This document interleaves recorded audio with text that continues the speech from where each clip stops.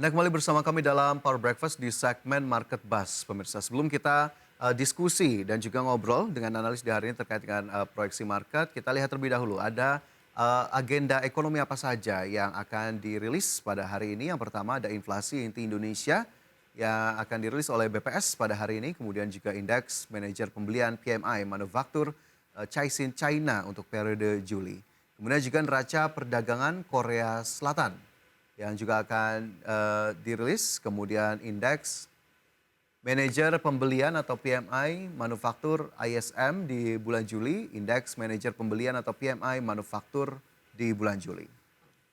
Kemudian pemirsa kita akan beralih untuk agenda emiten, ada BIRT yang akan dividen tunai bersamaan dengan Era Jaya dan juga IPCM. Sementara ADES, Mayora akan melakukan public expose tahunan, berikut juga NICL dan juga ROTI, serta SMRA. Sementara DEGIK, INTP dan juga Kalbe Farma adalah laporan pembelian kembali saham atau buyback. ASRI, kemudian Baja, Bali, BLTZ, Doit, dan MDLN akan RUPS. Demikian agenda ekonomi dan juga emiten pada hari ini. Dan pemirsa, kita akan langsung berbincang bersama dengan Mas Kefan Evander, investor dan juga co-founder dari Stock Up. Selamat pagi Mas Kefas. Pagi Mbak Prisa, pagi Mas Fajar. Terima kasih atas waktunya ya. Ya, Mas Kefas, ini kita tahu begitu ya, tadi ada beberapa informasi yang sudah kita sampaikan langsung saja begitu. Sepertinya saya juga penasaran begitu ya, Prisa, ini emiten rokok sepertinya cukup terdampak sekali kinerjanya di semester 1 2022. Mas Kefas, sebetulnya secara umum seperti apa untuk kinerja emiten rokok sejauh ini? Oke, untuk kinerja emiten rokok memang agak berat juga ya, baik itu tekanan dari demand maupun juga tekanan dari cost atau biayanya. Kalau dilihat dari demand-nya sendiri, itu kita tahu bahkan sejak sebelum pandemi ya, sebelum pandemi pun industri rokok secara keseluruhan itu pertumbuhannya sudah turun, sudah negatif. Ya ini sebelum pandemi, meskipun penurunannya masih relatif kecil ya, secara industri konsumsi rokok di tahun 2020 sebelumnya itu mungkin turun sekitar 3-5%. Tapi begitu kena pandemi lagi itu turun 15%. Ya jadi sampai tahun 2021 pun secara demand masih belum bisa pick up sebelum kondisi ke kondisi sebelum pandemi gitu. Jadi dari demand-nya sendiri memang lagi susah. Kemudian dari segi cost atau biaya juga ya, karena kalau teman-teman tahu biaya sigaret itu justru paling besar bukan dari tembakaunya, malah dari beban pita cukainya ya, alias beban pajaknya. Sejak tahun 2020 itu trennya juga sudah turun ya, di mana beban pokoknya itu semakin tinggi karena beban pajaknya ini semakin tinggi juga. Beban pajak sendiri itu 80% dari biaya modal untuk bikin sigaretnya itu sendiri, Mas. Jadi memang tekanannya dua, kontrol biaya yang sulit karena cukai ini kan benar-benar diatur pemerintah ya. Jadi perusahaan ini udah nggak punya power juga untuk bermanuver sendiri, mereka harus taat regulasi juga. Dan karena cukainya naik, ya strateginya dari dulu kan harga sigaretnya juga dinaikin. Nah, harga sigaretnya dinaikin, tapi masih belum bisa menyeimbangi kenaikan harga cukainya, gitu, Mas. Baik, kalau berbicara mengenai apa yang menjadi beban utama, kenapa kinerjanya ini tergerus kan banyak yang mengatakan karena kenaikan cukai ya. Karena kalau berbicara mengenai beban operasional tadi itu kan juga sudah dialami berarti ya dari dulu, tapi cukai ini yang terus mengalami kenaikan. Menurut Mas Kefas, analisis Anda, apakah benar karena cukai inilah yang memberatkan sehingga laba bersihnya ini tergerus?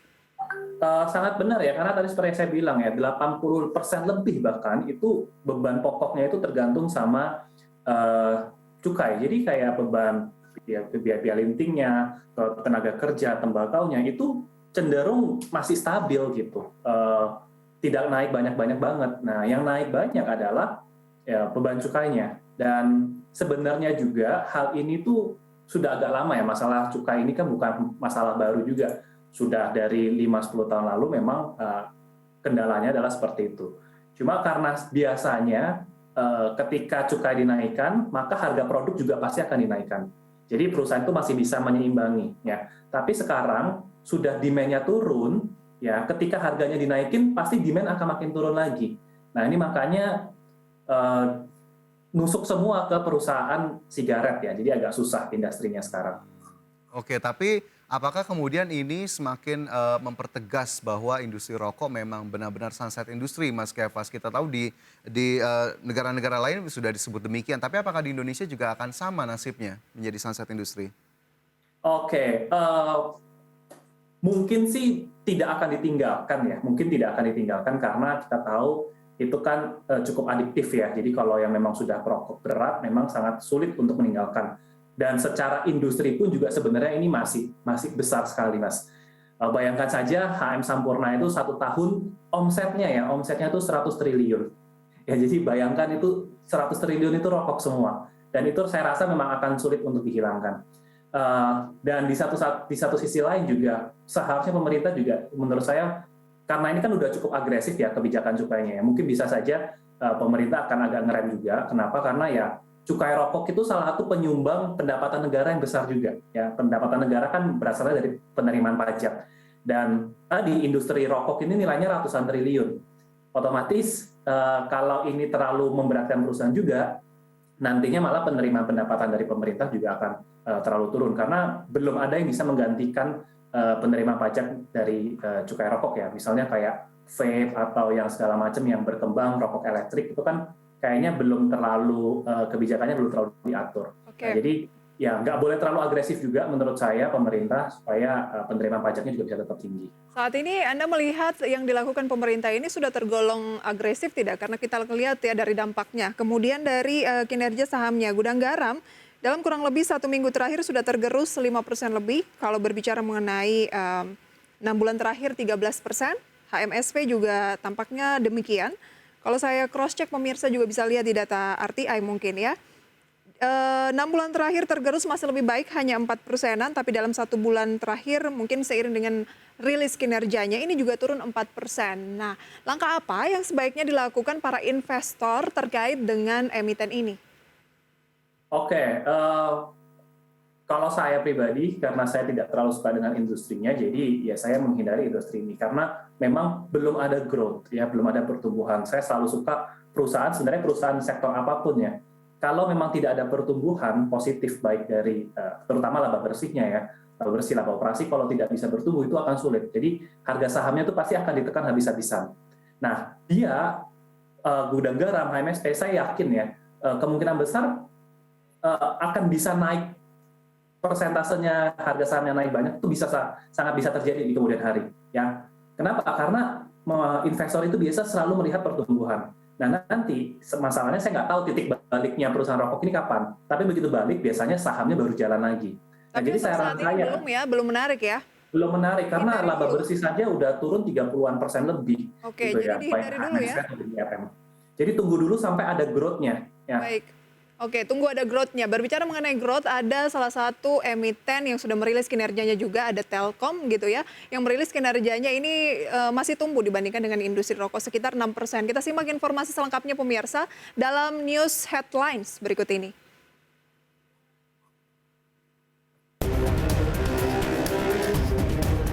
Bursa Wall Street ke zona hijau pada ujung perdagangan akhir pekan lalu. Indeks Dow Jones Industrial Average naik hampir 1% menjadi 32.845. Indeks S&P 500 melonjak 1,4% dan indeks Nasdaq Composite bertambah sekitar 1,9%. Secara mingguan, Dow Jones berakhir lebih tinggi hampir 3%, sedangkan S&P 500 dan Nasdaq Composite masing-masing naik sekitar 4,3% dan 4,7%. Adapun secara bulanan, ini adalah kenaikan bulanan terbesar untuk ketiga indeks sejak 2020. Dow Jones naik menjadi 6,7% untuk bulan Juli, S&P naik 9,1%, Nasdaq Composite sementara masih di wilayah bearish market naik sekitar 12,4%. Namun beberapa kalangan tetap khawatir tentang tingkat inflasi. Pada hari Jumat, Biro Analisis Ekonomi melaporkan bahwa indeks pengeluaran konsumsi pribadi bulan Juni naik 6,8% dalam basis 12 bulan. Indikator inflasi yang diawasi ketat oleh The Fed ini mencapai level tertinggi sejak Januari 1982 silam. Dari emiten, saham Amazon melonjak hampir 10,4% setelah raksasa e-commerce itu melaporkan penjualan yang lebih kuat dari perkiraan untuk kuartal sebelumnya. Sementara Apple naik 3,2% setelah membukukan pendapatan iPhone yang lebih baik dari perkiraan. Chevron dan ExxonMobil juga membukukan hasil yang lebih baik dari perkiraan untuk kuartal sebelumnya, mengirimkan saham mereka masing-masing lebih tinggi sebesar 8,9% dan 4,6%. Beralih ke pasar saham Eropa, bertengger lebih tinggi pada perdagangan terakhir bulan Juli pekan lalu. Para investor mencermati data kinerja laba emiten kuartal ini serta data indikator perekonomian Eropa. Indeks PEN Eropa, Stoxx 600 naik signifikan 1,3%. Sektor saham terkait migas naik 2,9% menjadi lokomotif penguatan. Semua sektor saham berada di zona hijau, kecuali sektor healthcare yang tergelincir 0,4%. Indeks PEN Eropa telah naik 6,3% sepanjang Juli, mencatat bulan terbaiknya sejak November 2020. Pertumbuhan ekonomi di zona euro menguat pada kuartal kedua. Angka resmi menunjukkan Jumat meskipun krisis gas meningkat dan inflasi mencapai rekor tertinggi. Zona Eropa membukukan kenaikan PDB sebesar 0,7%, melebihi ekspektasi naik sebesar 0,2% dan kontras tajam dengan pembacaan tahunan negatif dari Amerika Serikat pada kuartal pertama dan kedua. Dari dalam negeri, Telkom mencatatkan laba bersih 13,31 triliun rupiah di semester 1 2022. Realisasi itu meningkat 6,89% dibandingkan periode yang sama tahun lalu, senilai 12,45 triliun rupiah. Kenaikan laba berlangsung akibat adanya pertumbuhan pendapatan. Pendapatan TLKM naik 3,6% menjadi 71,98 triliun rupiah dibandingkan paruh pertama tahun lalu yang sebesar 69,48 triliun rupiah. Kontribusi terbesar berasal dari pendapatan data, internet, dan jasa teknologi informatika, disusul oleh pendapatan dari IndiHome. Dan pemirsa, berikut rangkuman news headlines pagi ini.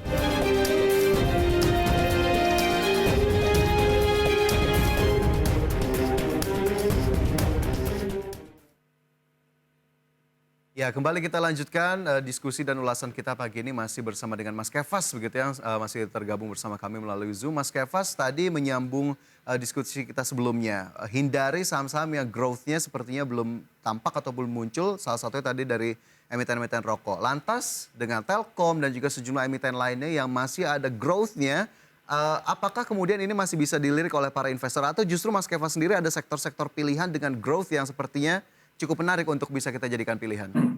Oke, untuk sektor telco sih saya juga masih suka ya. Saya juga masih terus menjagokan sektor telco sejak pandemi karena ya telco juga itu pasti akan harusnya growth-nya juga bisa bagus ya karena memang percepatan teknologi itu sangat membutuhkan telco baik itu dari data seluler, internet maupun industri infrastruktur yang menunjangnya. Nah, jadi untuk Telkom sendiri kita melihat tadi dibahas yang memang masih ada pertumbuhan yang bagus ya meskipun ya sebenarnya secara angka cukup kecil ya pendapatannya nggak nyampe 5% naiknya, tapi masalahnya laba usahanya agak turun ya. Cuma kalau saya tadi lihat ke dalam laporan keuangannya, salah satu beban yang cukup memberatkan Telkom ini ada di bagian beban penyusutan aset-asetnya. Jadi kemungkinan besar ini karena Telkom ini masih cukup ekspansif dalam membelanjakan capex sehingga beban penyusutannya yang diakui yang semakin besar. Padahal kalau kita lihat dari beban operasional, beban karyawan, beban pemasarannya itu cenderung masih stabil. Ya, jadi perusahaannya secara operasional stabil, pendapatannya naik, tapi yang memberatkan justru dari capex atau dari aset-asetnya. Jadi seharusnya ketika asetnya sudah semakin produktif, ada potensi untuk pendapatannya bisa naik dengan bagus lagi. Oke, pendapatannya masih berproyeksi mengalami peningkatan maksud Anda dalam mungkin di semester kedua gitu ya? Ya. Oke. Targetnya Telkom. mungkin untuk Telkom ya? Oke, untuk target harga sendiri Telkom sebenarnya untuk saat ini menurut saya ada di kisaran harga yang cukup wajar. Ya, menurut perhitungan saya sih idealnya target dari Telkom sendiri secara fundamental PE itu di sekitar 4.600-an. Itu mencerminkan PE 18 kali. Menurut saya PE-nya cukup wajar di angka segitu. Tapi sekarang meskipun di bawah 4.600, tapi tidak terlalu jauh gitu. Jadi menurut saya di area ini harganya cukup cenderung wajar. Jadi boleh buy di 4.200 ataupun level-level saat ini? Kalau yang mau menunggu koreksi menurut saya boleh ya karena kita kondisi ekonomi juga masih wait and see gitu ya, masih belum ada sentimen yang menarik juga. Jadi kalau ada koreksi itu menurut saya baik untuk dimanfaatkan. Di level supportnya sendiri kalau saya melihat untuk Telkom itu ada di level 4.060 sampai 4.100. 4.060 sampai 4.100 adalah sebagai support. Baik. Selain Telkom, saham apa lagi Mas Kefas yang juga Anda rekomendasikan untuk jangka mungkin menengah atau bisa jangka panjang? Untuk masih dari sektor yang sama mungkin ya, untuk telekomunikasi sendiri saya masih menjagokan saham Smartfren ya, karena dari secara kinerja juga sudah ada potensi turnaround, kemudian banyak corporate action yang menarik. Oke, ditahan dulu di situ ya, banyak corporate action yang menarik dari Smartfren. Kita akan bahas nanti Fajar ya. Oke, Mas Kefas, tadi Anda membahas mengenai Smartfren ya. Ya. Semenarik apa emiten ini sehingga selain Telkom, Anda merekomendasikannya juga? Oke, dari segi fundamental itu cukup menarik karena kinerja perusahaannya sendiri sudah mulai turnaround sejak tahun 2018. Meskipun labanya masih kecil sekali, tapi itu sudah mengalahkan kerugian-kerugian yang sebelumnya. Jadi ada potensi turnaround dan cukup banyak corporate action yang mau dilakuin oleh Smartfren sehingga ini mungkin ada peluang di emiten ini. Pertama, yang paling dekat mungkin ya ada entitas asosiasinya Smartfren yang akan IPO, yaitu ada Moratel. Moratel itu perusahaan fiber optik yang sangat profitable sekali. Moratelindo ya? Ya, Moratelindo ya. Minggu depan ya kalau nggak salah itu akan listing di bursa kita. Jadi itu salah satu sentimen yang positif juga karena kinerja Moratel sendiri juga sangat bagus. Kemudian masih ada private placement yang akan dilakukan Smartfren di harga Rp100. Kemudian juga kita melihat ada aksi buyback juga dari direkturnya sendiri, jadi sentimennya masih banyak positifnya ke emiten ini. Oke, jadi Anda merekomendasikan bisa nih untuk melirik Fren saat ini di 98? Kalau menurut saya sih ideal kita tetap nunggu kalau koreksi. Yang menurut saya support terdekat saat ini ada di level 92-93. Kalau turun ke area situ menurut saya itu cukup kuat supportnya karena terakhir 92-93 itu ditembus dengan volume yang sangat besar. Jadi seharusnya itu menjadi area support yang cukup kuat. Untuk targetnya sendiri, resisten terdekat itu ada di level 110 sampai 117. Okay. Ya, tapi kalau untuk jangka panjang mungkin bisa sampai ke level 120-130. Baik, Mas Kefas tadi juga sempat menyinggung ya Fajar mengenai Mora atau PT Mora Telematika Indonesia atau Moratelindo yang sempat akan IPO terus diundur dan sekarang kayaknya udah confirm nih besok 4 Agustus 2022 dengan harga awal sekitar 368 sampai 396 rupiah per saham. Menarik apa Moratelindo di tengah peluang IPO-nya untuk dilakukan pembelian mungkin Mas Kefas? Oke, kalau secara kondisi perusahaan menurut saya sangat sehat, sangat bagus dan sangat sehat. Bisnis modelnya sangat menguntungkan, margin dia tinggi, prospeknya juga bagus karena fiber optik sekarang lagi dikembangkan juga. Dia menangin proyek pemerintah juga, proyek Palaparing Barat, Palaparing Timur. Jadi secara proyek, bisnis itu sangat menarik. Cuma kalau saya mensoroti IPO-nya secara valuasi agak kemahalan. Ya, pertama kalau kita bandingkan dengan emiten sejenis seperti Linknet itu valuasinya kurang lebih mirip. Jadi, tapi padahal Linknet itu punya kinerja yang menurut saya agak lebih bagus. Jadi secara valuasi agak kemahalan. Seperti itu. Oke, jadi memang ini tadi beberapa view untuk emiten-emiten berbasis telco begitu. Tapi secara general prospeknya masih cerah ya Mas Kefas ya berarti untuk emiten-emiten telco ini? Masih sangat cerah sih menurut saya karena itu proyek yang sangat bagus sekali juga. Karena pengembangan network atau jaringan begitu tidak pernah berhenti dan tentunya layanannya masih banyak digunakan begitu terutama dengan pengembangan data center yang ada. Mas Kefas kita beralih ke IHSG terlebih dahulu ini sudah pukul 9 waktu Indonesia Barat bahkan 9 lebih 1 menit waktu Indonesia Barat. Ini indeks harga saham gabungan kita positif 0,48% ke 6984,673. Ini 201 saham menguat, 231 melemah, 95 saham melemah. Tadi 231 maksud kami tidak mengalami pergerakan. Responnya dari Mas Kefas seperti apa melihat posisi IHSG kita di awal hari ini? Iya, ini menarik juga ya. Banyak hijau-hijau nih saya langsung pantau juga jadi sangat menyegarkan juga ya.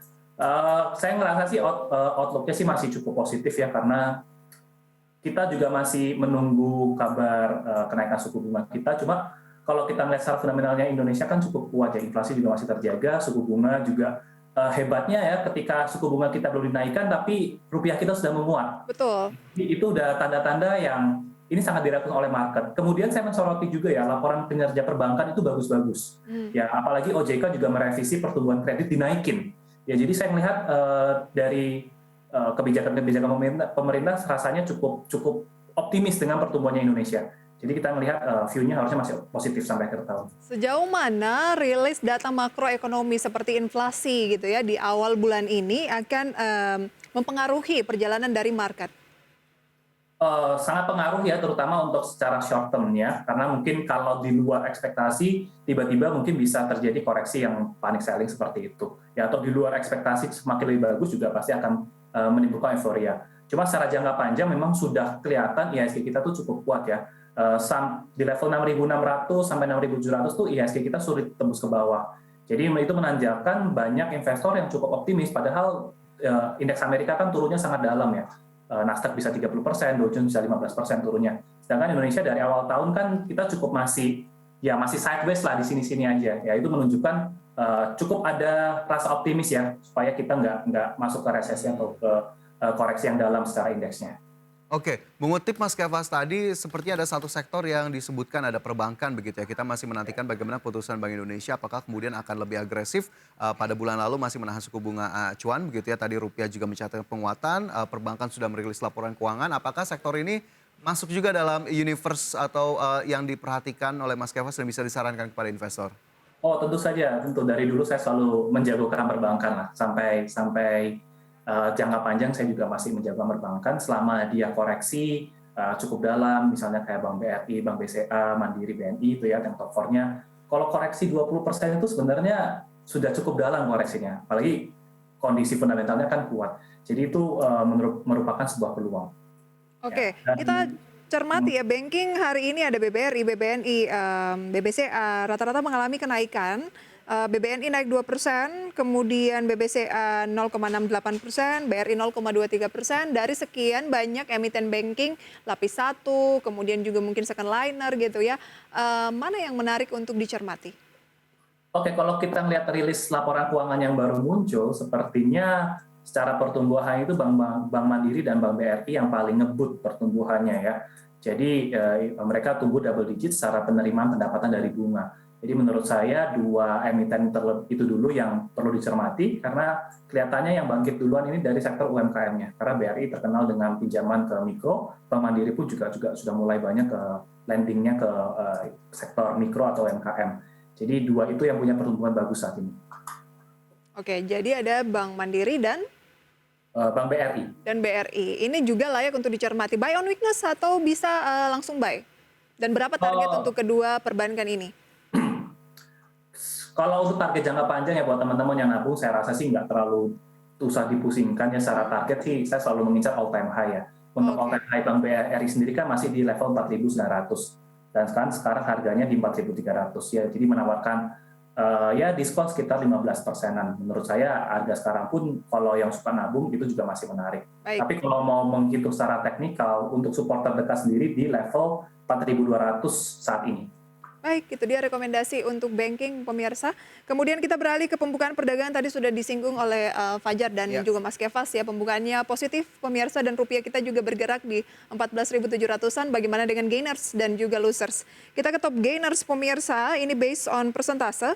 Ada BMTR, tampaknya masih seputar isu merger dengan MNCN, masih melanjutkan kenaikan 13,79% ke 464. Antam naik 4,35% ke 2040, Behit naik 4,41% ke posisi 71, dan Inco tidak mau ketinggalan dengan Antam juga naik 4,1%, 6.350. Ya, selain top gainers kita cermati juga top losers di awal perdagangan hari ini. Pemirsa ada Sido yang tercatat turun 6,63% ke level Rp845, SRTG turun 2,75% ke level 2480. TRGU turun 2,66% ke level Rp366 dan juga BMRI terkoreksi 1,21% ke level Rp8.175. BMRI terkoreksi Fajar ya, Mas Kefas, ini peluang kah? Karena Anda tadi merekomendasikan atau meng-highlight banking itu BMRI salah satunya. Ya, untuk mid term sih atau long term saya masih merekomendasikan ya. Untuk short term sendiri kalau mau yang pakai teknikal ya support terdekat untuk Bank Mandiri itu di level 7.930-an. Jadi kalau mau buy on weakness mungkin ada di area tersebut ya. Tapi kalau untuk nabung, untuk medium atau long term sih masih nggak masalah juga. Oke. Semoga ini bisa menjadi referensi begitu ya untuk pemirsa di rumah terkait dengan saham-saham yang direkomendasikan, tapi keputusan investasi kembali ke Anda. Mas Kefas, terima kasih banyak sharing informasinya untuk pagi hari ini. Sehat, sukses selalu untuk Anda. Iya, makasih Mbak Prisa, Ya, Mas terima Fajar. kasih Mas Keva, sukses selalu. Pemirsa Jam Berajak di tempat Anda, segmen Create Up akan hadir untuk Anda sesaat lagi. Tetaplah bersama kami.